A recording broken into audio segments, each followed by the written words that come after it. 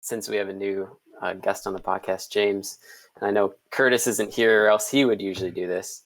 But just so people watching or listening can get a quick intro, like who you are, what you do. I know there's some interesting details between your actual job and Blender stuff. So just tell us a little bit about that. Yeah, sure thing. So I'm James Tralie, and my full-time job is as a filmmaker and animator at NASA, specifically Goddard Space Flight Center in DC. And just, I guess, about a year ago, I transitioned over to Blender, originally from Cinema 4D, just because Blender is free. I noticed they had a really cool community, case in point, and started learning a lot of the tutorials and kind of migrating my skills. And then over the past couple of months, I've been posting a lot more to Instagram with like all these Blender renders that I've been working on over at James Films. And I've been loving it. It's really, really cool. Great software, fantastic resources, like I said. But yeah, so that's my story. Nice. That's sweet. Yeah. So you have a very... I've seen your work. It's phenomenal. Oh, thank you. It's a lot. Yeah. Yes. Yeah, it's really awesome. And you have a very particular, like, at least lately, you have a very particular style that you've been obviously nailing. I mean, I love it. It looks awesome. How did you fall into that? Well, for people who haven't seen it, you should check it out. But it's like architecture, nature, and furniture. Right, yeah. It took a while to get there, and I feel like I'm still developing it. I mean, I started with photography originally, and I'm still kind of like inspired by that. And like I'll do photo walks and stuff if I'm kind of stuck on renders. I'm not sure what to do.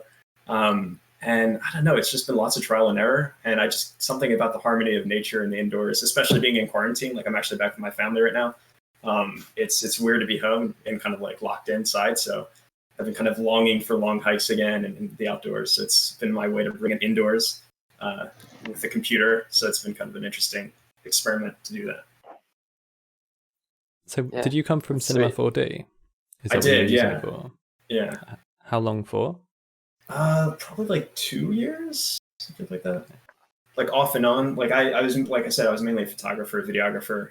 Did a little bit of animation stuff for projects in college, but it wasn't until I started my full-time job, like about this time last year, that I really have nailed into 3D type stuff. Nice. But yeah, I think personally, Blender is way better than Cinema 4D. That's good to hear. Cinema 4D is that one package I still haven't touched. I think I mention that every weekend. It's really good for motion graphics, but I think Blender's really catching up very quickly. And with the advent of animation nodes, kind of, I'm not sure if you guys have touched that at all, but that's been much better to kind of do some great stuff. And all of you crazy node wranglers, you guys are doing some wild things. So that's definitely made it, I think, much better. And now that, like, actually, I swore off Blender. I tried Blender like a couple of years ago, and just like the different clicking really threw me off.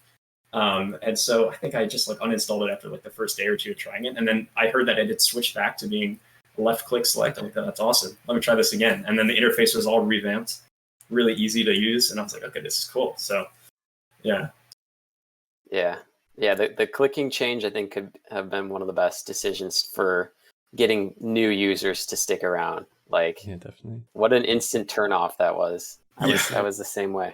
I feel like I've heard 7 or 8 different people by now say the same thing about, it's like, I swore it off. I uninstalled immediately. Yeah. Yeah, I was one of them for years. I would check back and be like, nope, it's still that. But then finally I'm like, I need a fast renderer, and I found Cycles, and I watched a few videos, and I'm like, all right, that's it. I'm gonna do it. And I just sucked it up, and I like did the right mouse click, and I made it work. And I went through, the video tutorials in a weekend, and I got it, and I used it for freelance, and I made money, and I'm like, all right, Blender's cool. And then I started like, I'll make a YouTube channel. And so I started doing it with the right click Blender 2.79. But then when they switched, it was like, oh, thank God, this is awesome. How long did it take you after they switched from left to right click? From right to left click select. Did it take you not to right click on everything? Not long, because by that time, like I was back in, well, no, you know what? It still did. It still did about a week. But I have like cross software contamination in my muscle memory. So like, if you like watch any of my videos, like I'll like I have to like always check if my animation timeline is running, because in Houdini, which I use pretty much like all day long now, the space bar is what you use to like orbit around and move in 3D space. And in Blender, when you hit space bar, it starts your animation. So I'm always like, what's going on with my space bar thing again? So it's always like I always have like this cross pollination. Like forever, I was holding down Alt because I used Maya for 10 years every day, and Alt is like the main key for like all of your orbiting stuff, right? But it's like it's different in Houdini. It like calls up others. It's a mess. I've been finding myself clicking G on Premiere more than I'd like, just to grab clips and move them. And then trying to delete files in Windows Explorer with Axe, and it's just like this isn't working. Yep. And you hit G in Maya, and it repeats the last operation you did. So it's just like a whole. It's a big mess, man. It really is.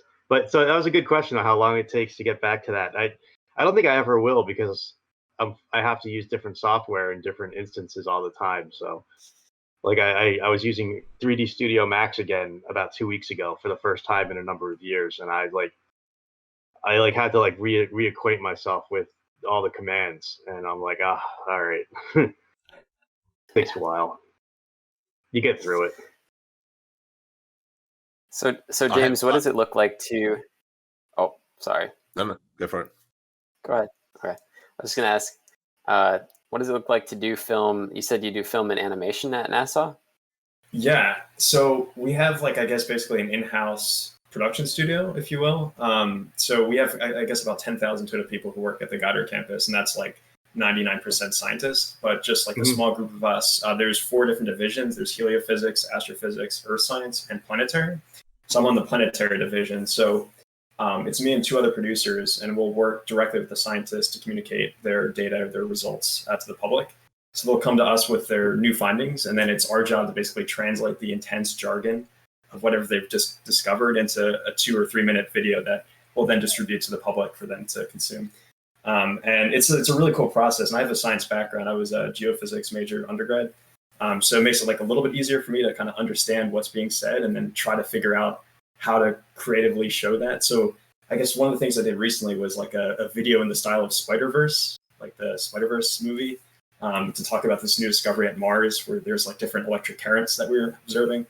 So it's just trying to find these like kind of unique ways to communicate that in an entertaining way and keep people engaged, because it definitely is very easy to go over people's heads, I think. And like sometimes for me, it's just like, why is this interesting? But you always kind of have to go back to the story and try to figure out like, oh, okay, this is the main reason why we want to explain this. And this is why the public should be interested and why they're giving us their taxpayer dollars to fund this research. And so it's really cool. It's definitely challenging, but it's a lot of fun to make these kinds of things. Yeah, I get that. That's primarily what I do as well. But not for NASA stuff, but for engineering. Yeah, and you have to take like the biggest concepts and boil it down to stuff that like people will understand. Or if you're trying to sell things, you got to be like, all right, well, who's the target audience, and how am I going to make them understand this and the importance of this, and why this is the coolest thing they're ever going to spend their money on ever until the next coolest thing we create. So it's like, all right, how do I take this really super complex thing and boil it down? It's a challenge. Yeah, it's tough. Especially when somebody comes to you, we got data, we want to visualize it. How? Right. What do you want to? Just yes, visualize.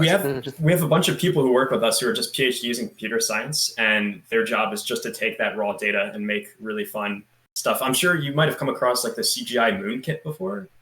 Like, I'm not sure if you guys have seen that. One of my coworkers like basically took like thousands of images of the moon and like made this like crazy 3D map of the moon. It's like super high resolution terrain data that's now been publicly available for people. I often see like Blender renders or like people doing these tutorials where they show how to make the moon out of 3D data. It's crazy stuff that they do. But there's another one, they've like visualized Antarctica in like 360, and like they're doing like this VR experience with it based off like this raw terrain elevation. It's wild. But yeah, that data analysis is kind of crazy.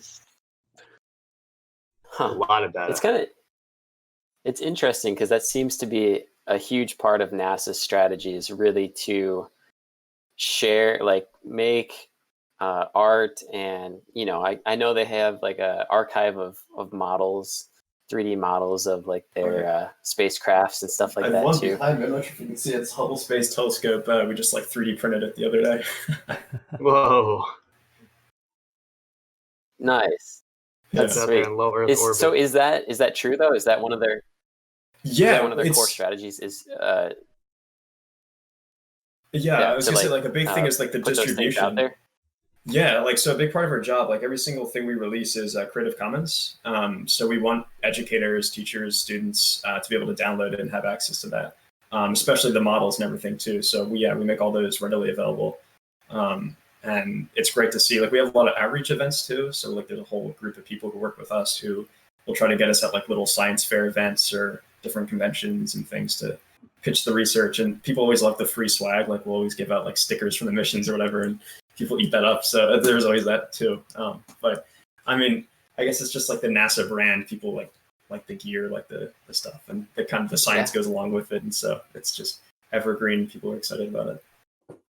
Yeah, the NASA stuff is cool. I think like the SpaceX has definitely tried to take the the limelight, but I mean everybody who grew up with the space program, everyone knows NASA. We have JPL here. Everyone knows JPL. It's JPL and Caltech, and it's just all it's a good community. Jet Propulsion. Yeah, what is that? Oh. Yes, there's like a bunch of different centers, and that's the one out in LA. That's a pretty cool one.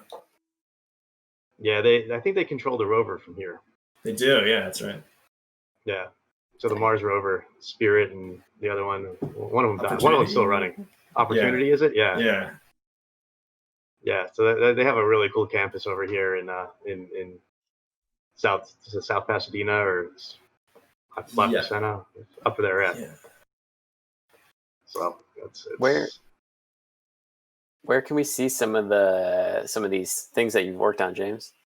They're all up on the Goddard YouTube channel. I'm not sure if I can link that somewhere. If you just like search up NASA Goddard, or if you look me up as well, like it'll come up with some of the stuff I've worked on specifically. One of the videos I just made is in SIGGRAPH this year, the electronic theater. So you can see it there in about a month. So that'd be cool. Cool. We'll check that out. Awesome.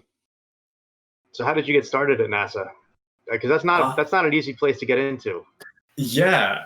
So I had applied, I guess, back my freshman year of college for an internship, and just for funding reasons, it never worked out. And then just a couple of years later, the person who had interviewed me for the internship was like, "Hey, we've got this job.